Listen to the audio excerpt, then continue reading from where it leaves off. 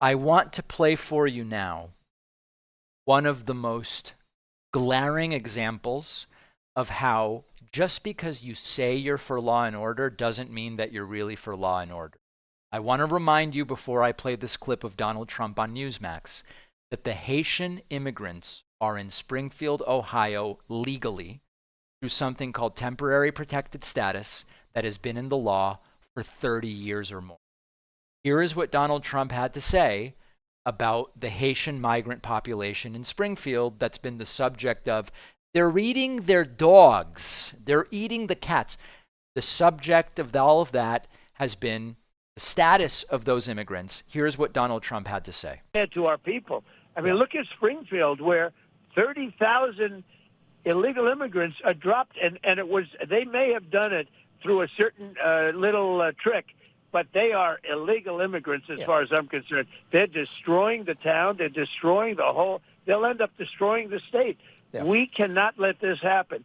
This is the worst president and vice president in the history of our country, and we cannot let them get away with this stuff. They're destroying our. As far as I'm concerned, Trump says, they are illegal immigrants. As far as I'm concerned, is doing some heavy lifting. It's a little trick. As far as the law goes, they are here legally. What Donald Trump means by as far as I'm concerned, they're here illegally, is he would try to kick them out if he were president. He's already admitted it. He said, if I become president, I will try to, by executive action, kick out the Haitian immigrants who are here legally with temporary protected status. He will try to change the law about temporary protected status. But more importantly, law and order, supporting law and order is sort of like supporting speech that you don't like, okay? You might not like that this is the law, but it is the law, and so you have to abide by it. Now, you can lobby to have that law changed. If Trump could build consensus around that as president, well, maybe he could have the law changed around temporary protected status. But if you support law and order, you have to say they are here legally. I don't know that I like the program under which they're here, but they are here legally. Instead, Trump says, as far as I'm concerned, they're here illegally, and I'm going to try to deport them if I become president. That's not supporting law and order, not even close.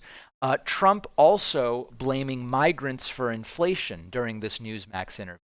There is nothing Trump can't figure out a way blame on non-white people or people from other countries. In this case, it's both. It's non-white people from other countries. Take a look. The worst criminals all over the world are being dumped, not just South America, are being dumped into our country.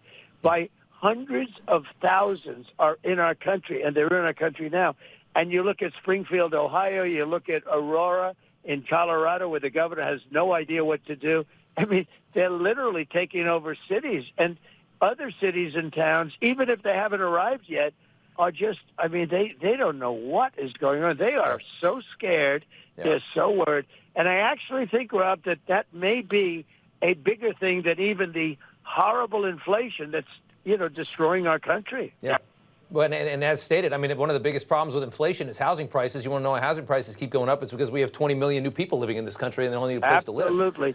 So that's just another side. That immigration is, you're right, that immigration is causing us problems in things like, things like inflation. Yeah. It's driving costs through the roof. They go together. It's all paid for by the government. So it's all paid for by the government. There's no surprise here. No surprise. What we are going to find out very soon in November is whether this sort of narrative and story appeals to people. My hope is that it does not, and that Trump is going to get absolutely crushed.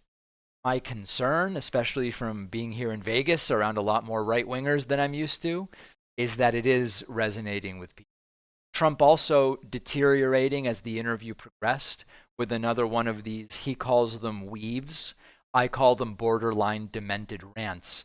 This one about nuclear. Yeah. He actually said, don't go after their nuclear. Well, that's going to be the problem, their nuclear, because they're going to have nuclear soon, and it's going to be a much different world. We're not going to be able to do that. It's just the opposite of what he said.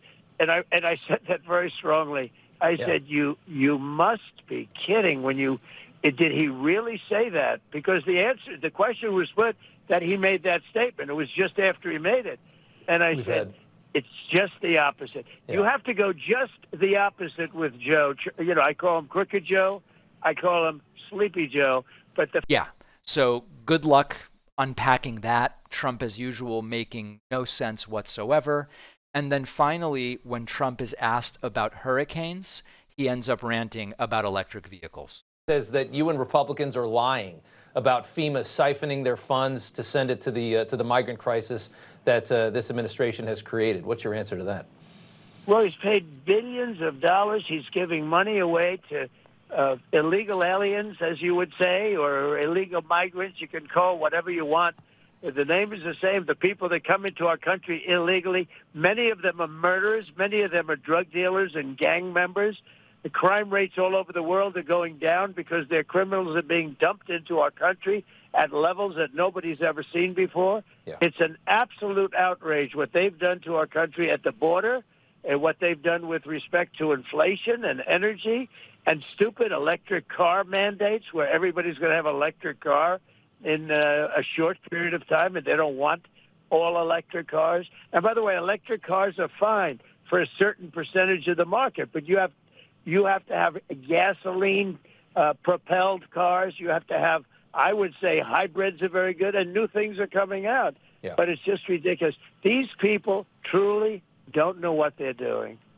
You know, Kamala, I refuse to believe that most Republicans don't see that and know that he's unwell and know that he is unfit to serve. They insist that he's fine and that Biden was the only one with a problem. Now they're even saying, oh, Kamala Harris might have a cognitive issue because Trump has started saying it.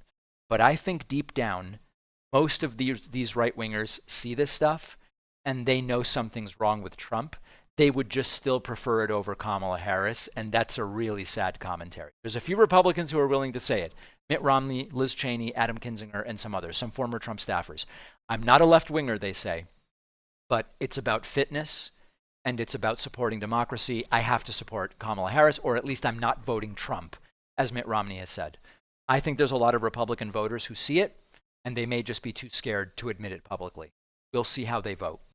I wrote a book. This was so much work and a long time coming, but I am thrilled about how it turned out, and I hope you will read it. The book is called The Echo Machine. The 10-second summary is I explain how things broke in American politics, how to fix it, and which countries have already figured it out. No matter who wins in November, we need a plan, and that's what the book is about. If Trump wins, the book is a warning about how we got here and how to prevent it from getting worse. If Kamala Harris wins, the book explains what we do with this incredible opportunity to improve the lives of Americans. The book faces long odds, I will admit. There's the belief that to have a successful political book, you need corporate media, and that it really can't be done successfully with an independent media platform like mine. But I believe that we can prove them wrong. I hope you will order the book today. You can get The Echo Machine at davidpakman.com/echo. on Amazon, Barnes & Noble, Audible, Kindle, anywhere that books, ebooks, and audiobooks are sold. You can also call any local bookstore, ask them to order The Echo Machine by David Pakman. No matter where you get the book, you will get the free pre-order bonuses, including a signed book plate. After ordering, just go to davidpakman.com/freebookstuff. davidpakman.com/freebookstuff. To get the free stuff. Let's do this.